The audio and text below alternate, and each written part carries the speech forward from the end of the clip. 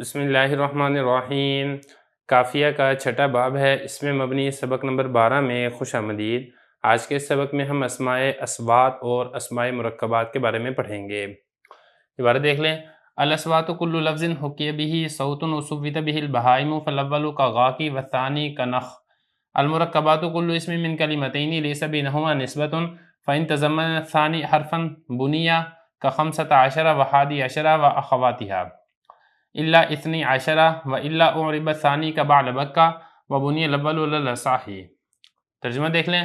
اسماء اصوات ہر ایسا لفظ ہے کہ جس کے ذریعے سے کسی آواز کی حکایت کی جائے یا جانوروں کو آواز دی جائے۔ پہلے کی مثال جیسے کہ غا کی اور دوسرے کی مثال جیسے کہ نخ۔ اسماء مرکبات ہر ایسا اسم ہے جو دو کلموں سے مرکب ہو جن کے درمیان کوئی نسبت نہ ہو۔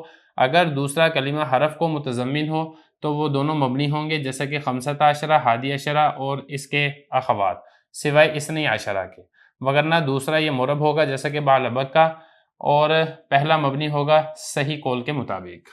عبارت ہو چکی ہے، ترجمہ ہو چکا ہے، اب چلتے ہیں اس کی تشریح کی طرف۔ آج کے سبق کے اندر ہم ایک تو اسماء اصوات کے بارے میں پڑھیں گے، دوسری ہم پڑھیں گے اسم مرکب کے بارے میں۔ اسماء اصوات یہ اسم مبنی کی 5ویں قسم ہے۔ اسماء اصوات، اسماء یہ جمع ہے اسم کی، اصوات یہ جمع ہے صوت کی۔ دیکھیں، اس میں صوت ہر ایسا لفظ ہے جس کے ذریعے سے کسی چیز کی آواز نقل کی جائے یا کسی چوپائے یعنی جانور وغیرہ کو آواز دی جائے۔ اگر آپ کسی چیز کی آواز نقل کرتے ہیں، اس کی مثال جیسا کہ غا کی، یہ کوے کی آواز نقل کرنے کے لیے لفظ استعمال ہوتا ہے۔ یہ اسی طریقے سے اوہ کھانسی کی آواز نقل کرنے کے لیے، یہ اسی طریقے سے بخ خوشی بیان کرنے کے لیے لفظ استعمال ہوتا ہے۔ دوسرے کی مثال جیسا کہ نخ، اونٹ کو بٹھانے کے لیے یہ والے لفظ بولے جاتے ہیں۔ دیکھیں، جو اسماء اصوات ہیں یہ بھی مبنی ہوتے ہیں۔ اس کے مبنی ہونے کی وجہ یہ ہے کہ یہ ترکیب کے اندر واقع نہیں ہوتے ہیں، اور جو اسم ترکیب میں واقع نہ ہو وہ مبنی ہوتا ہے۔ تو یہ حضرت نے فرمایا کہ اسماء اصوات ہر ایسا لفظ ہے کہ جس کے ذریعے سے کسی آواز کی حکایت کی جائے یعنی کسی آواز کو بیان کیا جائے، اور صوت به البہائم، یا ہر ایسا لفظ جس کے ذریعے سے بہائم یعنی چوپائے جانوروں کو آواز دی جائے۔ پہلے کی مثال جیسا کہ غا کی، دوسرے کی مثال جیسا کہ نخ۔ آگے دیکھیں المرکبات۔ مصنف رحمہ اللہ تعالیٰ یہاں سے اس میں مبنی کی چھٹی قسم مرکبات کو بیان فرما رہے ہیں۔ دیکھیں، ہر مرکب یہ مبنی نہیں ہوتا ہے، بلکہ مرکب کی بعض اقسام یہ مبنی ہوتی ہیں اور بعض اقسام یہ مرب ہوتی ہیں۔ مصنف رحمہ اللہ تعالیٰ یہاں سے صرف اس مرکب کو بیان فرما رہے ہیں جو ترکیب کی وجہ سے مبنی ہوتا ہے۔ مرکب کی تعریف کیا ہے؟ دیکھیں، مرکب ہر ایسا لفظ ہے جو دو کلموں سے مل کر مرکب ہو اور ان دونوں کے درمیان کسی قسم کی کوئی نسبت نہ ہو۔ جیسے مضاف مضاف الیہ کے درمیان نسبت ہوتی ہے، یا اسی طریقے سے مسند مسند الیہ کے درمیان نسبت ہوتی ہے، ایسا نہ ہو۔ اور ساتھ ساتھ یہ بھی ہونا ضروری ہے کہ جو دو کلموں سے مل کر مرکب ہو رہا ہے ان دو کلموں میں سے کوئی ایک کلمہ بھی حرف نہ ہو۔ اگر دو کلموں میں سے کوئی ایک کلمہ بھی حرف ہوگا تو اس کو مرکب نہیں کہا جائے گا۔ یہ جو اس میں مرکب ہے اس کی کل دو قسمیں ہیں۔ نمبر 1 ہے مرکب بنائی، دوسرا ہے مرکب منع صرف۔ پہلے بات کر لیتے ہیں مرکب بنائی کی۔ مرکب بنائی یہ وہ مرکب ہوتا ہے کہ جس میں بغیر اضافت کے اور بغیر اسناد کے دو کلموں کو ملا کر ایک کلمہ کر دیا گیا ہو، اور جو اس میں دوسرا کلمہ ہے وہ کسی حرف کو شامل ہو۔ اس کے جو دونوں جز ہیں یہ مبنی بر فتح ہوتے ہیں، جیسے کہ اس کی مثال ہے احد عشرہ، ثلاثۃ عشرہ، اربعۃ عشرہ، تسعۃ عشرہ، خمسۃ عشرہ، ستۃ عشرہ، سبعۃ عشرہ، ثمانیۃ عشرہ، یعنی 11 سے لے کے 19 تک، سوائے 12 کے۔ اب اس میں دیکھیں یہ دو اسم ہیں، ایک ہے احدہ اور دوسرا ہے عشرہ۔ ان دو کو ملا کر ایک کر دیا گیا اور ہم نے پڑھ دیا اس کو احد عشرہ۔ اور اس میں یہ جو دوسرا کلمہ ہے عشرہ، یہ ایک حرف کو متضمن ہے اور وہ حرف ہے واو۔ احد عشرہ اصل میں اس طریقے سے تھا احد و عشر، اسی طریقے سے ثلاثۃ عشرہ یہ کیا تھا ثلاثۃ و عشر، یعنی جو دوسرا اس کے اندر کلمہ ہے یہ واو حرف کو متضمن ہے، تو واو حرف کو حذف کر دیا اور ان دونوں کو ملا کر ایک کر دیا۔ تو اس کا حکم حضرت یہ بیان فرما رہے ہیں کہ اس کے جو دونوں جز ہیں یہ مبنی بر فتح ہوں گے، یعنی پہلا جز ہے اس کے آخر میں بھی آپ نے فتح پڑھنا ہے، دوسرا جز ہے اس کے آخر میں بھی آپ نے فتح پڑھنا ہے۔ تو یہ حضرت نے فرمایا مرکبات ہر ایسا اسم ہے جو دو کلموں سے مل کر مرکب ہو، ان دونوں کے درمیان کوئی نسبت نہیں ہے۔ اب دیکھیں یہ جو دو کلمے ہیں نا ثلاثۃ عشرہ، ان دونوں کے درمیان کوئی نسبت نہیں ہے۔ ہم یہ نہیں کہیں گے کہ یہ مضاف مضاف الیہ ہیں، یا پھر یہ موصوف صفت ہیں، یا پھر یہ مسند مسند الیہ، اس طرح کی کوئی نسبت دونوں کے درمیان نہیں ہے۔ فَإِن تَضَمَّنَ الثَّانِي حَرْفًا بُنِيَ، اگر دوسرا کسی حرف کو متضمن ہو بنیا تو وہ دونوں مبنی بر فتح ہوں گے، جیسے کہ ان ساری مثالوں میں 11 سے لے کے 19 تک جو دوسرا حرف ہے عشر یہ واو کو متضمن ہے، کیونکہ میں نے آپ کو بتا دیا احد عشرہ اس کی اصل کیا تھی احد و عشرون، اربعۃ عشرہ اس کی اصل کیا ہے اربعۃ و عشرون۔ تو یہ چونکہ حرف کو متضمن ہے لہذا بنیا دونوں کو مبنی پڑھا جائے گا اور دونوں کو مبنی بر فتح پڑھا جائے گا، جیسے کہ خمسۃ عشرہ अब ये क्या था, खमसतुम व आशरुन था। ये इसी तरीके से हादिया आशरा, तो हमने यहाँ पर भी फतह पढ़ना है, पहले जुज के आखिर में भी और दूसरे जुज के आखिर में फतह पढ़ना है। व अखवातिहा, और इसके अखवात में, यानी इससे मिलते जुलते जितने भी अल्फाज हैं 11 से लेकर 19 तक, 13 हो, 14 हो, 15 हो, 16 हो, 17 हो, 18 हो, दोनों के आखिर पे आपने मबनी पर फतह पढ़ना है, सिवाय इसनई आशरा के। देखें जो इसनई आशरा है, इसको लाने के दो तरीके हैं। एक तो यह है कि आप इसको इस तरीके से जिक्र करें, इस्ना आशरा, यानी जो जुज़े अव्वल है इसको मुज़क्कर लेकर आए, या इसी तरीके से आप इसको जुज़े अव्वल को मुन्नस लेकर आए और आप इसको पढ़ें इस्नता आशरा। दूसरा तरीका अब यह है कि आप इसको इस तरीके से जिक्र करें, सानी आशरा, सानिया बल्कि, या फिर मोनस में हो सानियत आशरा। तो अगर तो आपने इसको सानिया या सानियत आशरा पढ़ना है तब तो इस कलमे के दोनों जुज ये मबनी पर फतह होंगे। आशरा के ऊपर तो है ही फतह, जो सानिया है इसके ऊपर भी आप फतह पढ़ेंगे, सानियत है इसके ऊपर भी आप फतह पढ़ेंगे। लेकिन आप इस्ना या इस्नता आशरा पढ़ रहे हैं तो फिर इस सूरत के अंदर जो जुज़े अव्वल है यानी इस्ना और इस्नता, ये मबनी नहीं होगा बल्कि ये मोरब होगा। हालत रफ़ी के अंदर तो आप इसको ऐसे पढ़ेंगे अलिफ के साथ, इस्ना आशरा और इस्नता आशरा।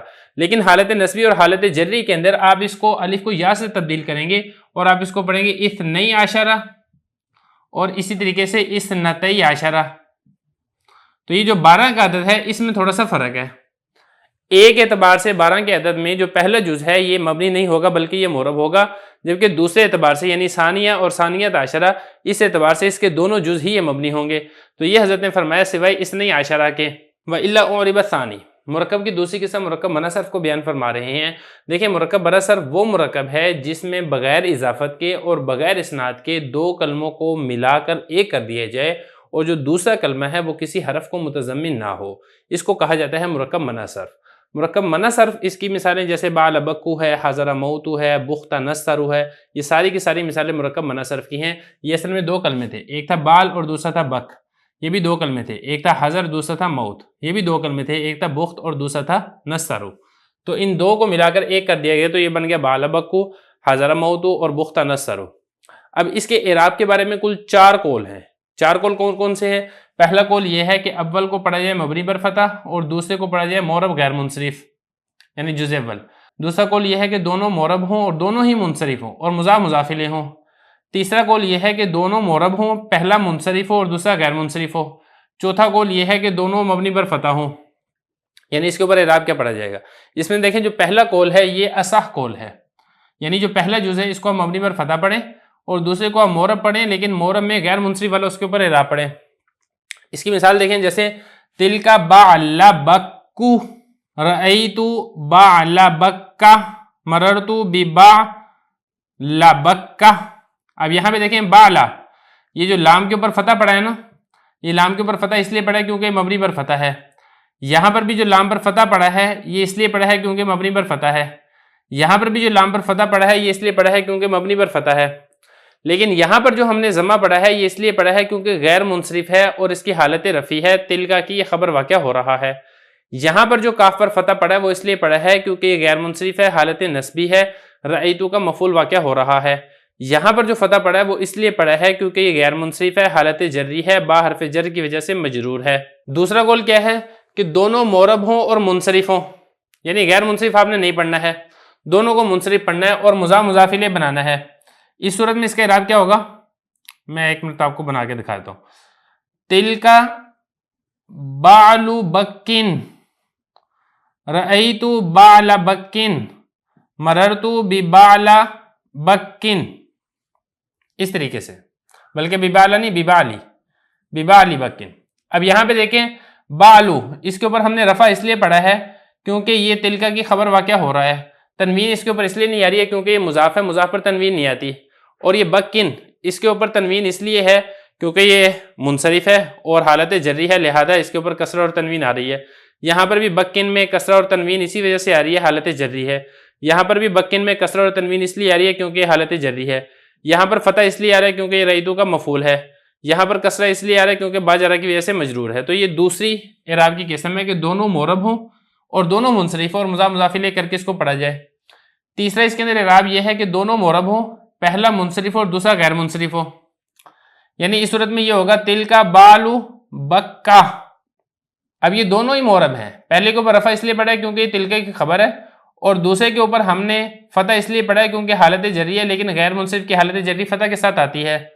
یہاں پر بھی ایسے ہوگا، غیر منصرف کی حالت جری فتح کے ساتھ ہے، غیر منصرف کی حالت جری فتح کے ساتھ ہے۔ یہاں پر فتح اس لیے بال کے اوپر کیونکہ یہ رئیتو کا مفعول ہے، اور یہاں پر لام پر کسرہ اس لیے کیونکہ با جر کی وجہ سے مجرور ہے۔ یہ تیسرا اعراب ہے۔ اور چوتھا اعراب اس کا یہ پڑھا گیا کہ دونوں مبنی پر فتح ہوں، یعنی دونوں جزوں پہ آپ فتح پڑھیں بس، اور وہ مبنی پر فتح ہونے کی وجہ سے، جیسے تلکا بعل بکا، رأیتو بعل بکا، مررتو ببعل بکا، حالت رفیع نصبی جری ہے، کسی اعتبار سے کوئی فرق نہیں ہے۔ یہ جو چار قول ہیں اس کے، ان چار میں سے جو سب سے اصح قول ہے وہ یہ ہے کہ پہلا جز مبنی پر فتح ہو اور دوسرا جز مورب غیر منصرف ہو۔ تو یہ حضرت نے فرمایا وَإِلَّا أُعْرِبَ ثَانِي، وگرنہ دوسرا یہ مورب ہوگا، یعنی اگر دو کلموں کو ملا کر ایک کلمہ کر دیا گیا ہے اور جو دوسرا جز ہے وہ کسی حرف کو متضمن نہیں ہے، تو پھر پہلا جز یہ تو مبنی پر فتح ہوگا، دوسرا جز مبنی پر فتح نہیں ہوگا بلکہ مورب ہوگا، جیسے کہ بعل بکا وبنی الاول ولا الصحیح، اور صحیح قول کے مطابق جو جز اول ہے وہ مبنی ہوگا، وہ مورب نہیں ہوگا۔